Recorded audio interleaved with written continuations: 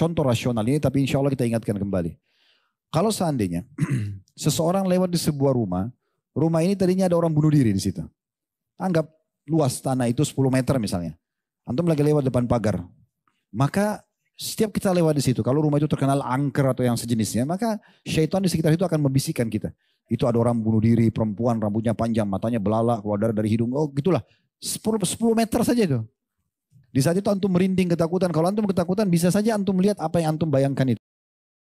Bagaimana dengan sebuah kisah Ustadz tentang seseorang yang dirasuki oleh ruh temannya seperti ini Ustadz. Dan yang dirasuki tersebut menceritakan perihal yang terjadi kepada dirinya baik dia dulu dizolimi ataupun dianiaya oleh orang lain. Dan bagaimana sebenarnya seorang muslim harus berperilaku dan menyikapi hal seperti ini Ustadz? Khurafat, dusta besar, kedustaan. Apakah orang yang sudah mati, ruhnya bisa masuk lagi ke ruh atau ke jasad temannya, keluarganya, segala macam, lalu menginformasikan informasi apa yang dibutuhkan? Apakah berita kematian dia, apakah tentang masalah pencurian, perampokan, atau apa saja? Ini kebohongan, tidak ada dalam Islam. Sama sekali nggak ada. Orang kalau sudah meninggal, masuk ke alam barzah. Tidak ada ceritanya ruhnya kembali. Gentayangan, ganggu orang, ya bicara tentang indah itu semua tidak. Itu permainan syaitan. Saya pernah sampaikan dulu di awal-awal kami ceramah, contoh rasional ini, tapi insya Allah kita ingatkan kembali. Kalau seandainya seseorang lewat di sebuah rumah, rumah ini tadinya ada orang bunuh diri di situ. Anggap luas tanah itu 10 meter misalnya. Antum lagi lewat depan pagar. Maka setiap kita lewat di situ, kalau rumah itu terkenal angker atau yang sejenisnya, maka syaitan di sekitar itu akan membisikkan kita. Itu ada orang bunuh diri, perempuan, rambutnya panjang, matanya belalak, keluar darah dari hidung. Oh gitulah, 10 meter saja itu. Di saat itu antum merinding ketakutan. Kalau antum ketakutan bisa saja antum melihat apa yang antum bayangkan itu. Itu permainan syaitan. Ya. Tapi kalau seseorang tidak takut, dia tidak akan lihat apa-apa. Orang yang sering lihat penampakan karena dia sendiri takut itu. Ya. Makanya Allah SWT mengatakan dalam Al-Quran, kekal. Dan ini Allah kekalkan agar kita meyakininya. Fala takhafum wa khawfuni in kuntum mu'minin. Jangan kalian takut pada mereka syaitan-syaitan itu dan takut kepadaku kalau kalian betul-betul beriman. Itu kata Allah Subhanahu wa taala. Jadi semua itu permainan syaitan. Saya pernah, mungkin ini cerita awal-awal kami balik dari Madinah tahun 98. Mungkin ini cerita kejadiannya anggaplah tahun 99 atau tahun 2000. Sudah 24 tahun yang lalu mungkin. Saya dulu pernah ceramah, masih tinggal di kota Makassar. Di satu rumah, keluarga gitu. Mereka orang mampu, punya rumah yang cukup luas. Ada musolahnya, ada kolam renang, segala macam. Rumah yang bagus gitu.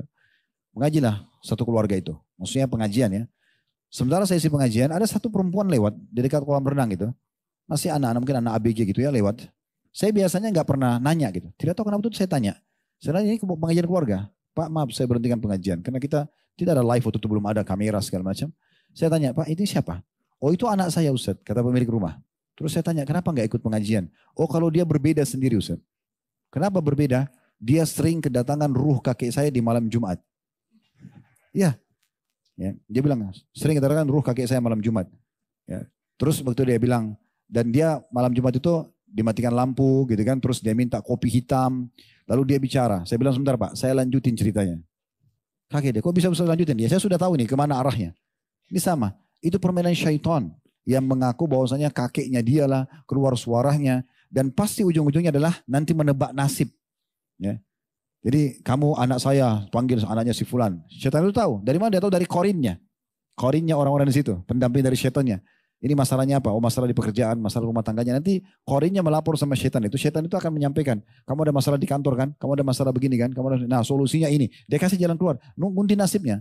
Ternyata betul dia kan? Iya benar Ustaz. Akhirnya kami setiap malam Jumat kumpul keluarga nanya. Nasib pekerjaan bagaimana? Nanti masa depan bagaimana? Nah, itu yang diinginkan, itu kesyirikan. Supaya manusia bergantung pada syaitan. Gak ada yang tahu hal yang gaib itu. Kalau seandainya ruhnya orang yang sudah meninggal bisa kembali. Gak usah dia masuk ke badan depannya. Langsung aja dia sikat itu yang bunuh itu. Hah? Ya gak? Ngapain kesini baru ke situ? Langsung aja ini yang masalah. Ini yang membunuh. Langsung aja datang ke sini.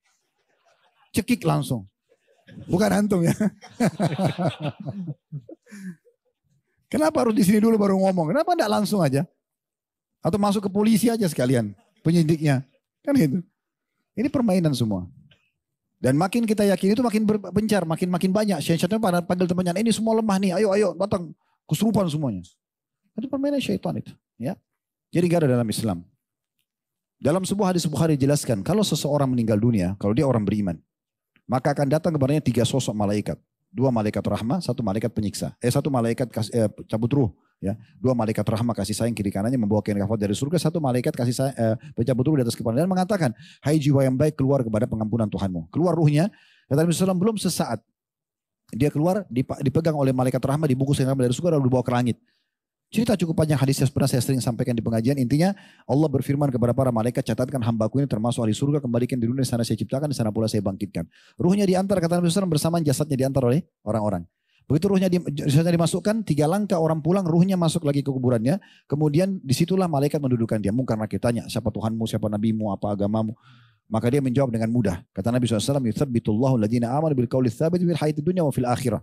Beliau membaca firman Allah SWT, Allah menguatkan di lisan orang-orang beriman untuk menjawab di dunia dan di akhirat. Di dunia maksudnya kalau di dunia gini antum belajar, kenapa sholat, kenapa puasa, kenapa tutur, antum bisa jawab kalau tanya kan. Kalau sudah belajar tahu bisa jawab. Di akhirat maksudnya di pertanyaan mungkar nakir. Maka seperti itu. Lalu kemudian setelah dia jawab dibukakan baginya pintu neraka. Terlihat dari dia hirup-hirupnya neraka, panasnya gitu. Dia ketakutan, kata malaikat, lihat dari apa Allah selamatkan dirimu. Ditutup. Dibuka pintu surga. Ini tempat kau sekarang. Sampai kepada dia bau wanginya, pemandangan yang indah dan segala macam. Maka dia berdoa mengatakan, ya Allah cepatkan waktu karena aku ingin masuk ke dalam surgaku. Ini hadis Bukhari, antum bisa cek. Kemudian setelah itu datang kepada sebelahnya orang yang tampan, bersih, wangi. Dan saking kagumnya dia mengatakan, siapa kamu ini? Maka dia mengatakan, saya amal soleh akan menemani kau sampai hari kiamat. Jadi amal soleh akan menjadi teman kita di kuburan. Lalu kata Nabi SAW, Allah berfirman kepada para malaikat, bentangkan kuburannya seluas pandangan matanya. Kan itu. Kemudian hamparkan permadani dari surganya. Maka sampai kepadanya bau-bau wangi surga dan dia bisa menikmati. Maka jadilah kuburannya taman dari taman surga. Walaupun dia belum masuk ke dalam surganya. Tapi sudah jadi taman dan masukkan. Tidak ada waktu keluar mau ganggu orang ini. Dia lagi mati itu. Kalau sebaliknya orang kafir, munafik, musyrik. Kata Nabi SAW datang kepada 3 sosok malaikat. Kiri kanannya malaikat penyiksa. Bawa kain kafan dari neraka. Di atas kepalanya malaikat maut. Yang mengatakan hai jiwa yang busuk keluar pada murka Tuhanmu. Allah sebutkan dalam Al-Quran surah Al-Anfal. Kalau seandainya kalian bisa melihat bagaimana dahsyatnya para malaikat mencabut ruhnya orang-orang kafir dengan menghantam wajah dan bokong mereka. Dan dikatakan rasakanlah panasnya api neraka. Ya. Jadi ruhnya tidak mau keluar kata Nabi SAW. Berantakan di tubuh. Malaikat maut mencabut dengan keras. Ibaratnya seperti bulu domba yang basah. Dililitkan di pohon berduri lalu ditarik dengan keras sehingga berantakan bulu domba itu. Belum sesaat keluar dibungkus dengan kapan di neraka dibawa ke langit. Dan diterima di langit. Lalu Allah berfirman catatkan hambaku ini. Termasuk penghuni neraka di sana saya ciptakan, kembalikan di dunia karena di sana saya ciptakan, di sana pula saya akan bangkitkan. Diantar tadi sama, jasadnya diantar oleh orang, ruhnya dimasukkan, 3 langkah mereka jalan masih bisa dengar, setelah 3 langkah bisa lagi. Didudukan, tanya siapa Tuhanmu, siapa Nabi. Dia nggak bisa jawab. Dia cuma bilang, saya cuma ikut-ikut dulu orang bilang apa. Dibukakan baginya pintu surga.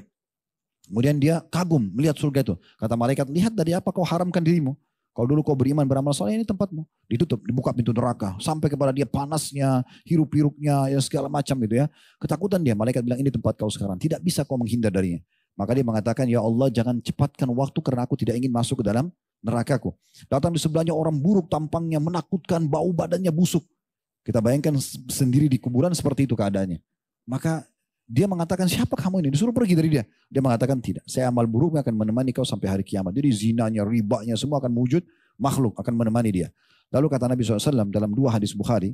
Yang pertama adalah Allah menghimpit tubuh orang tersebut dengan dinding kuburannya. Lalu Nabi kasih gambaran. Sampai tulang rusuknya seperti ini. Nabi kasih gini tangannya. Yang itu. Berarti hancur benar terjepit kan ya. Lalu Allah utuhkan kembali. Begitu lagi. Dijepit lagi. Begitu terus sampai hari kiamat. Riwayat Bukhari yang kedua, Allah datangkan malaikat yang tidak punya pendengaran dan penglihatan. Bagaimana Allah membawa sebuah besi, mitraqah. Besi itu kalau seluruh jin dan manusia bersatu untuk membalik saja mereka tidak mampu karena beratnya. Ini luar biasa. Lalu dihantamkan ke orang tersebut, hancurlah dia. Dia menjerit berteriak, seluruh makhluk Allah mendengarkan teriakannya kecuali jin dan manusia. Kalau jin dan manusia mendengarkan teriakan orang tersebut, maka dia akan mati seketika. Mereka akan mati seketika. Makanya Allah masih tutup kuping kita, nggak bisa dengar jeritan mereka di kuburan. Maka jadilah kuburannya lubang dari lubang neraka. Dihimpit, hancur, diutuhkan, dihantam, hancur. Begitu terus. Mana ada waktu ini keluar gentayangan? Hah? Digambarkan lagi di film-film, kuburan terbuka, pocong keluar, loncat-loncat, datang ke rumah. Dari mana? Khurafat semua. Saya tanya sini jujur, ini Masya Allah ribuan yang datang. Antum pernah lihat pocong datang ke rumah antum? Ketuk-ketuk gitu, kakek-kakek datang, kaki antum minta apa, gimana? Gak ada. Di Indonesia ini pernah ada orang, pernah dengar berita ya, yang dia bunuh orang lalu dia makan korbannya. Gak didatangnya apa itu? Hidup aja dia biasa gitu kan. Nggak ada. Jadi nggak ada urusannya. Ya kita nggak usah sebut nama. Nggak di salah satu metode pengajian kita tidak sebutkan nama. Tapi itu salah satunya. Jadi nggak ada semua itu. Itu khurafat. Ya. Jadi jangan dipercaya. Pernah juga saya dengar begitu informasi di beberapa wilayah kita. Ada anak kecil, indigo. Dia bisa tebak ini, tebak itu. Ini syaitan semua ini. Saya pernah diundang di salah satu TV swasta nasional waktu itu. Ada acara. Subhanallah saya lupa judulnya. Tapi betul terkenal waktu itu. Kemudian salah satu programnya adalah membahas tentang kelebihan anak-anak indigo. Gitu. Sutradara datang kepada saya lalu mengatakan, Ustadz ini anak indigo, kita sudah punya sampel, ini perlu kita angkat di masyarakat, maksudnya bagus gitu. Saya bilang, Pak, saya diizinkan sampaikan ya? Saya bilang ya, indigo itu dari syaitan, saya bilang. Permainan jin, syaitan itu. Masa Ustadz tetap dia dialog sama saya? Saya bilang, coba gini aja, supaya Bapak yakin, tanya anak-anak kecil yang dikatakan indigo dan sampel itu, tanya, dia dapat informasi gaib dari mana? Pasti dia bilang, dari teman saya di atas lemari di kamar saya, dari yang ada di belakang pohon di belakang saya, di sumur. Itu syaitan semua itu. Permainan jin. Dia masuk ke anak-anak yang memang mungkin orang tuanya tidak ajarin sholat, di rumah itu tidak pernah ada Al-Quran, apalagi banyak patungnya. Oh itu tampil jadi gitu. Tampil jadi itu jadi masalah. Akhirnya anak-anak ini menyampaikan informasi gaib sama persis gitu. Permainan syaitan yang datang ke dukun, dukun yang menyampaikan kepada pasien-pasiennya. Ini semua tidak benar. Ya, ini tidak benar. Jadi nggak ada semua itu teman-teman sekalian. Dan kalau ada berita begini harus kita sadari dan harus kita sampaikan di pengajian seperti ini biar berhenti umat Islam terpengaruh dengan itu. Kita tidak ada teman-teman, tidak ada tahu yang gaib, tidak ada orang mati bisa gentayangan, tidak ada ramalan-ramalan dalam Islam. Berhenti sudah itu, antum percaya bintang-bintang antum itu ya. Ini bintang itu, bintang itu di situ dibaca tebak jodohnya, warna kesukaannya, makan, rafat semua. Akhirnya antum bergantung pada itu. Bulan depan beli lagi, jebak lagi. Untuk apa? Umat Islam disuruh yakin dengan akidahnya. Syariat Allah sudah jelas, mana halal nikmatnya, mana haram tinggalkan kan selesai kan itu. Allahu a'lam. Iya.